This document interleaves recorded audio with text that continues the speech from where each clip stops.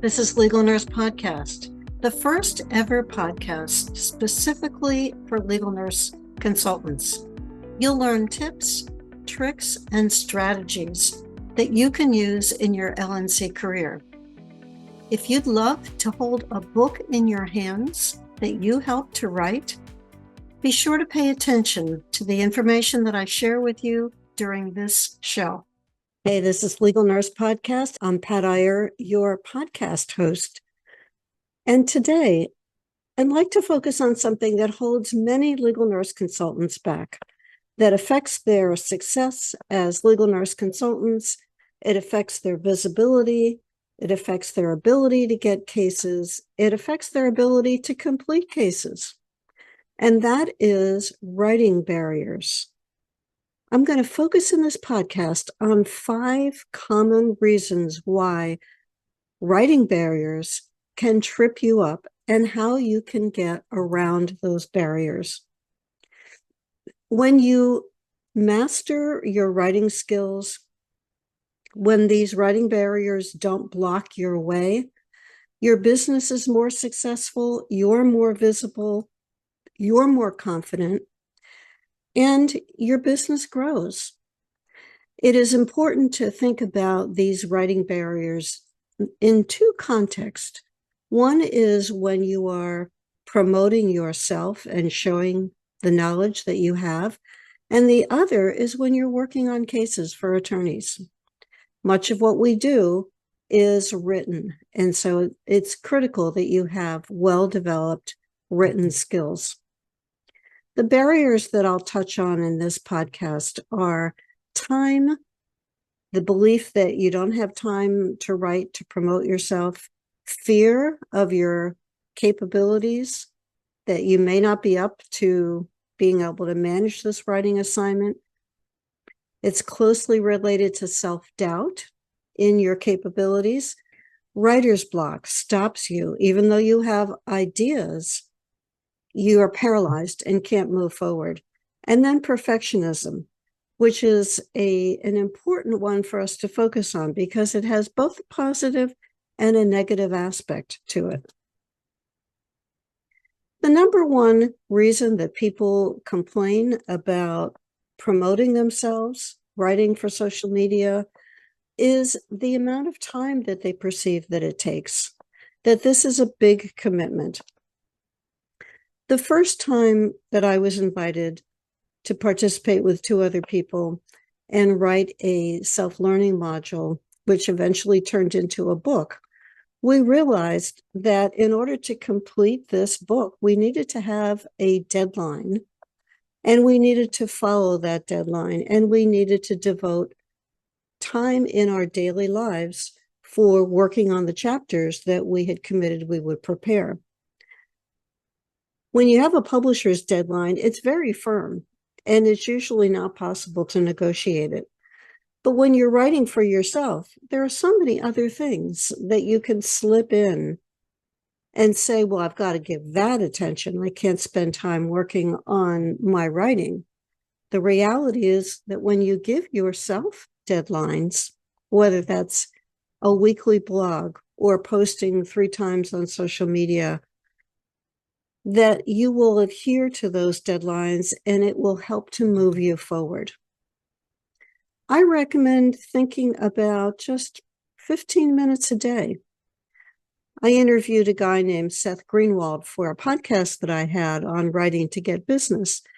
He took the train every day from Long Island to Manhattan. He dictated his book on the train. 15 minutes on the way in, 15 minutes on the way out. In a year, he had written his book. You may want to move faster than that.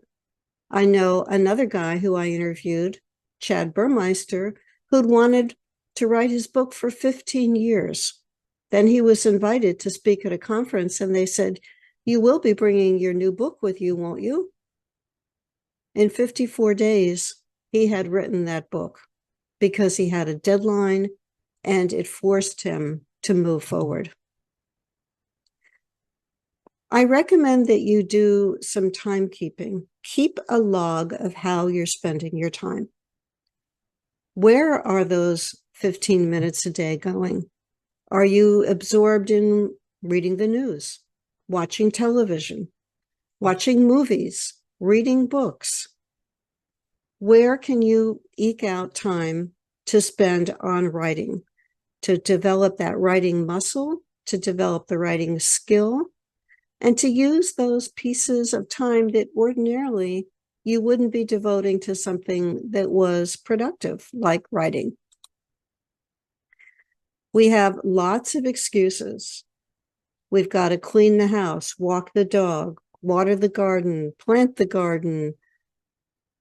Prioritizing your writing helps you achieve your goals. It has to become something that is important for you, that will give you achievements and rewards, and is part of your daily routine. Fear holds some people back. Am I good enough? Is this something that will yield rewards for me? Is this something that I should devote my time to? What if I write and people are not interested in what I have to say? Often these messages come from words that we heard growing up, whether that was in our family or from teachers, people who said to us, "You'll never be a good writer. Why do you think that you can write?" I was the editor of a compilation book with some people I was masterminding with. And between our community, with the promotion that we did for this book and the topic of this book, which was on starting businesses, we became Amazon #1 bestsellers within a short period, within a day.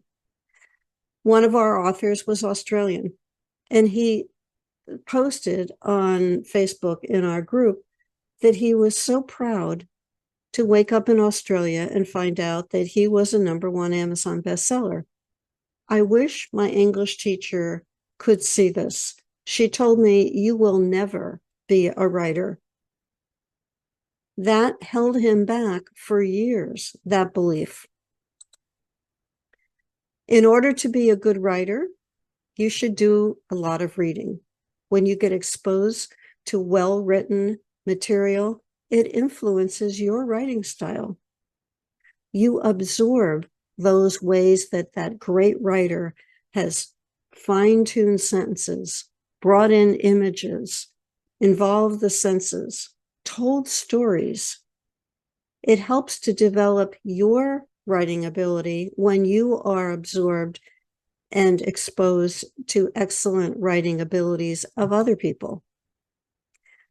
And when you journal, and I created an entire book on the process of journaling for business people, and you spend your time writing, you gain new insights at the time you're writing, as well as when you look back at what you've written 6 months before. It helps you see where your writing is strong. It may help you analyze your writing to say, "I started too many sentences the same way. How can I vary that sentence structure?" As an example. Journaling helps you with your own writing skills and helps to build up your writing muscle. Tackle your fears by expressly saying that you believe in yourself and your ability to change. If you feel like you're not a good writer, you can change that. There's nothing that says you've got to walk around with that label on your head for the rest of your life. As a legal nurse consultant, your writing skills are critical. They make the difference as to whether you are going to be successful in this field or not be successful. There is no escaping the fact that we put a lot of our time into writing reports, analyzing information, coming up with creative ways to display information about a case. There is a great deal of writing in our field. If you don't enjoy that process, this might not be the right field for you. If you enjoy the analytical process and you like working with attorney clients and you want to do more of it, you may recognize that you need to improve your writing skills. And you have that capability. This is not a magical art. There are rules that relate to grammar, punctuation, spelling, sentence structure that you can learn and you can change. The third writing barrier is that self-doubt. Am I really good enough to succeed in this field? Am I the one who should be working with attorneys? Am I the right person for this case? Am I good enough? One of my colleagues, Teresa Devitt Lynch, talked about imposter syndrome the first time she joined our legal nurse business writing circle, and we were discussing blogging. And she said, I always feel there's somebody who knows more about the topic than I do. Teresa is incredibly talented, experienced. She's a forensic nurse. She has a great deal of knowledge. That imposter syndrome, which she struggles with, is one that a lot of people struggle with, including some very famous people. It would shock you to think that they struggle with their own self-worth or their own skills. When you hear that negative talk, who am I to do this? That's that self-doubt, that imposter syndrome. Consciously fight it. It's up to you to overcome it, to recognize it and to overcome it. Before we continue, let me ask you a question. If you're a legal nurse consultant who's wondering how to get more clients, please note, you must be visible. You must stand out and draw attention to the ways that you can help attorneys. How can attorneys find you when they have a need? Becoming a published author of a book is one of the ways that attorneys find you. But the vast majority of LNCs are not doing this. But why? It sounds like a lot of work to write a book. Let me tell you something. It is a lot of work to write a book, but it's far easier to work on writing a single chapter. Wouldn't it help you to have a guide, a person to take you by the hand every step of the way to write a chapter? I'm your guide, Pat Iyer, offering you a chance to share your knowledge with attorneys in my book, Medical Record Analysis. Each chapter is written by a different LNC. You could be one of them. When you make the investment to join us, you and I will narrow down your topic so you can go through our self-paced course. You'll get a complete publishing package that includes editing, formatting, cover design, and book upload. You'll participate in a virtual book launch where you can invite others to learn about the book, and we'll join together to launch an Amazon bestseller campaign. I'll also offer you a guest spot on Legal Nurse Podcast to give you visibility to our listeners in 107 countries. You can share the podcast video and audio files to post wherever you like. I'll make this process as easy as possible for you. Join us by July 30th, 2024 to open the door for more visibility, more opportunity to share what you know, and more satisfaction from the knowledge that you are a published author and ready to help attorneys. Join us now by going to the link lnc.tip/MRA3. And now let's return to the show. You have unique areas of clinical expertise to share. You have a unique story. You have an ability to communicate and teach other people. That's what we do well as nurses. Will Rogers was a comedian and an actor, and he said, we're all ignorant, only on different subjects. You know critical aspects of a specific type of nursing that somebody who's never worked in that area couldn't possibly know. You know a great deal about medicine. Attorneys know a great deal about law. They are ignorant about medical subjects, some of them, and you're ignorant on some of the legal subjects. You can bring to the attorneys your knowledge, your unique knowledge. Writer's block is the fourth barrier. I know I have to write a blog, but what am I going to write about? I know that I committed to putting posts on social media 3 times a week, but what am I going to put on there? When you feel that, oh my goodness, my banks are empty, when you're struggling with looking at that blank screen, it's often because you're very busy, you're distracted, you're overwhelmed. Maybe you need to take a deep breath and pause and walk away from it for a day and then come back. It could be that you're tied up with that self-worth, negative self-talk issue that is making it hard for you to concentrate. You may say, well, look, I watch legal nurse consultants who post on LinkedIn, and they're always coming up with these little tidbits that are interesting or telling stories. Well, that didn't happen overnight. Those legal nurse consultants who are consistently posting on LinkedIn are getting attention, and they have developed that commitment, that discipline, that skill to share those little bits of knowledge with people on a consistent basis. Oh, but they're so coherent and so consistent.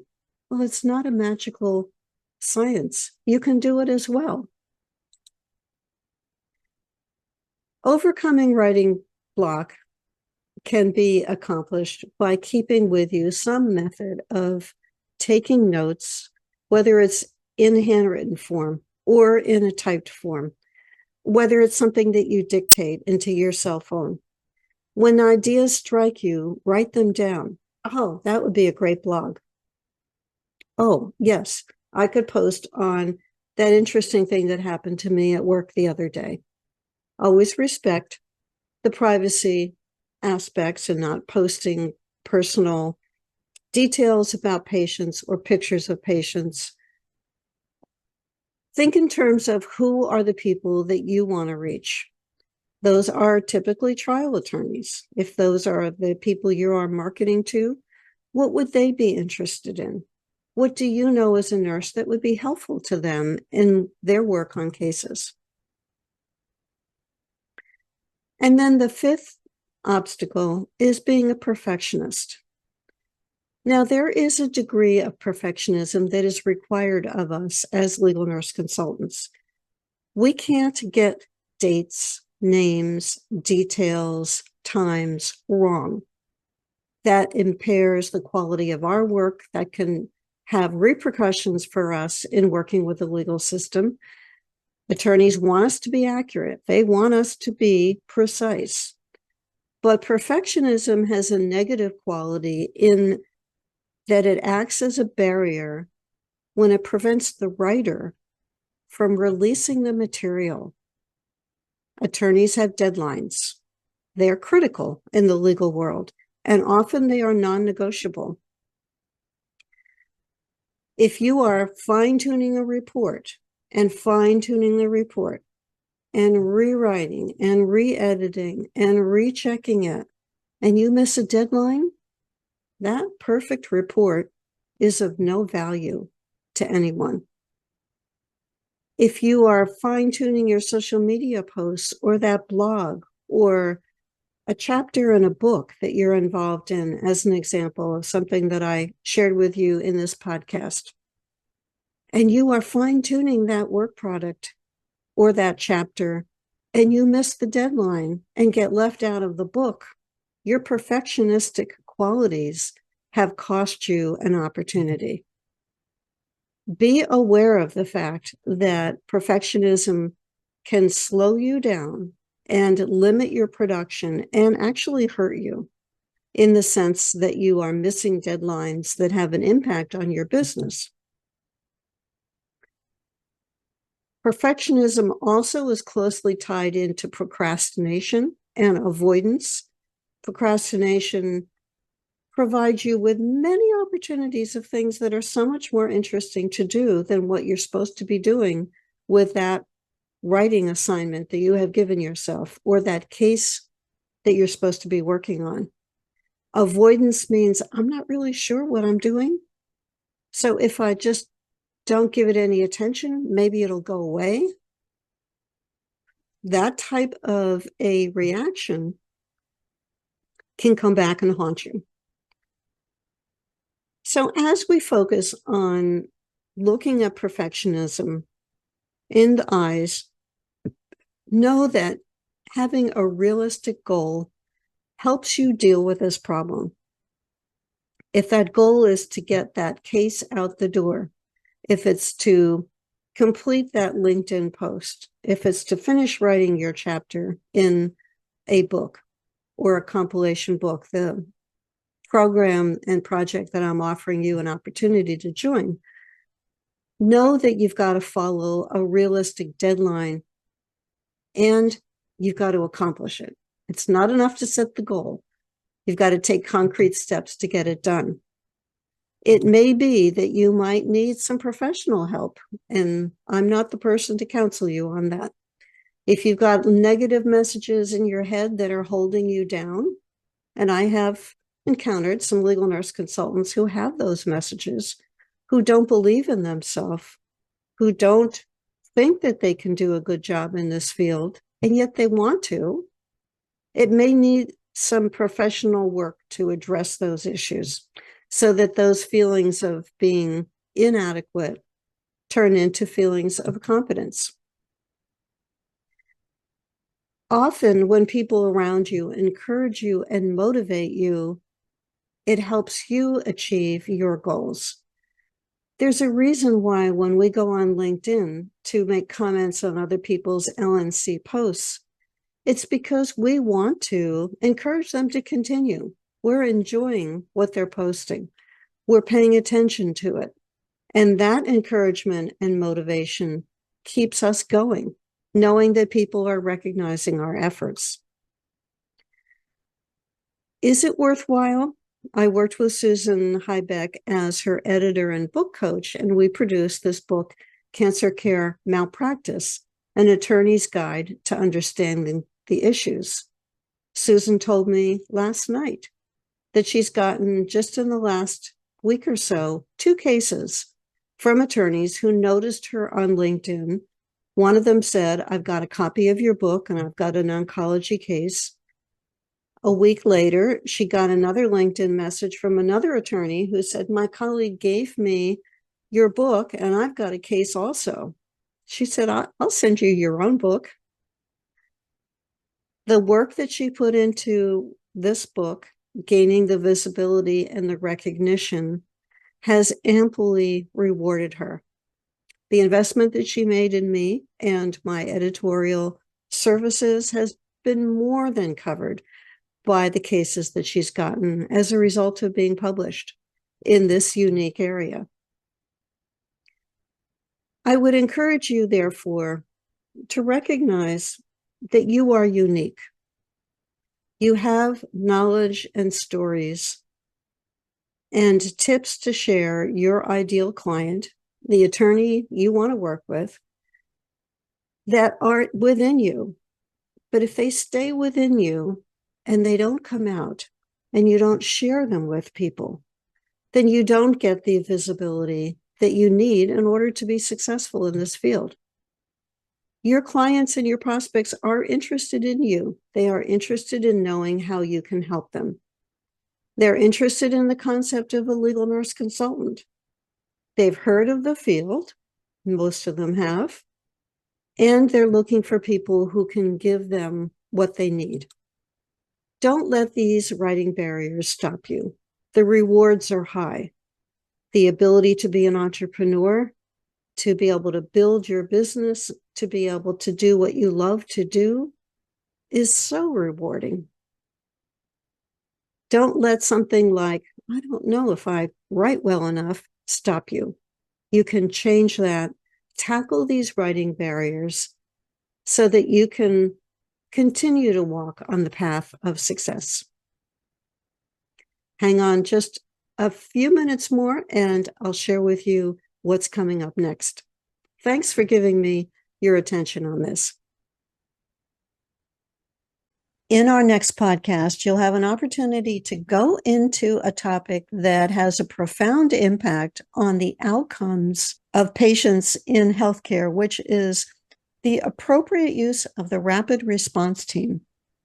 My guest is a person with a lot of direct firsthand experience as a clinical nurse and as a member of a rapid response team in a large teaching hospital.